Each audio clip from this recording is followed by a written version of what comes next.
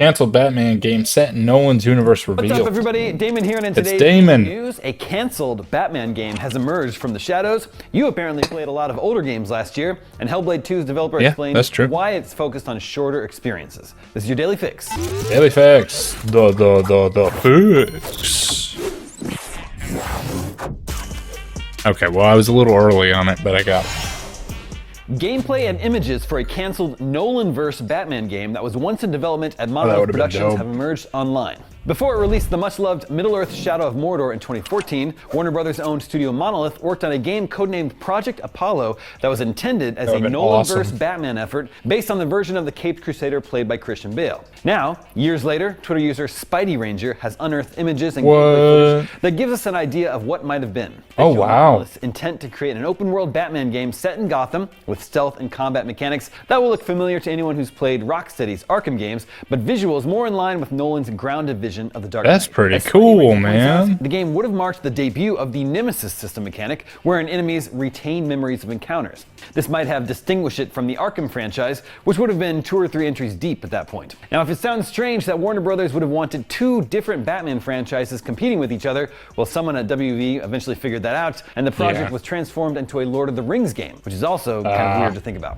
Some users have pointed out that the Nemesis system actually makes a lot more sense in the context of Batman than in Lord of the Rings. And today, Monolith is supposedly working on that Wonder Woman game. It was announced in 2021, and it has not been mentioned by Monolith or Warner. Working on a Wonder Woman game. And The Legend of Zelda Tears of the Kingdom all launched in 2023. But these blockbusters didn't stop Xbox, PlayStation, and Nintendo Switch players from spending most of their time with older games like GTA 5 and Fortnite. As reported by Kotaku, video game market analyst Newzoo released a report which revealed 66 titles accounted for 80% of overall playtime in 2023. Of that number, a huge 60% of playtime was spent with games released 6 years ago or more. Well, GTA 5 is understandable. Based on their monthly active users across 37 markets, with the exception of Switch, which only used data from the US and UK. Not one new release breached the PC list, while only EA Sports FC24 made it onto PlayStation's. Starfield was the only 2023 game on Xbox's list, while Switch saw 3 new additions, including Tears of the Kingdom,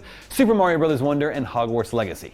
Yeah, there wasn't a whole lot of games on all platforms, while Roblox, Minecraft, GTA 5, Call of Duty, and Rocket League all proved to be mainstays as well. Altogether, Fortnite, Roblox, League of Legends, Minecraft, and GTA 5 accounted for 27% of all playtime in 2023, while annual releases like FC, formerly FIFA, NBA 2K, and Madden NFL accounted for around 50% of playtime. Of the data, Newzoo said studios hoping to release a new title will find it challenging to include these playtime hours in their addressable market, as they nearly always go to these games that engage players on a reliable annual basis. In other words, it's a tall order to steal playtime hours from a Call of Duty or big sports title. This left just 8% of total playtime for completely new releases, which includes games released in 2022. Unfortunately, that is true about Call of Duty. Newzoo added, while that may sound not that I'm happy about the reality is that it's easily possible to be successful within these constraints. Diablo 4 claimed the top slot of these wholly new games with 1.4% of 2023's total playtime. And it's free to play now. Hogwarts Legacy at 0.8%, Hogwarts Legacy was a good one. Baldur's Gate 3 at 0.6%, and Elden Ring and Starfield at both Of course, Elden Ring.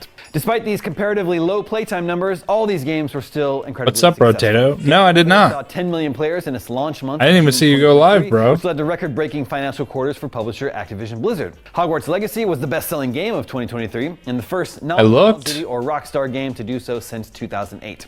As for Baldur's Gate 3, not only did it win myriad Game of the Year awards, it has sold 15 million copies. One incoming game that may upset this trend of new releases only claiming a small percentage of overall playtime is GTA 5 sequel, Grand Theft Auto 6. Scheduled for 2025, it's already being touted as the most important release in video game history.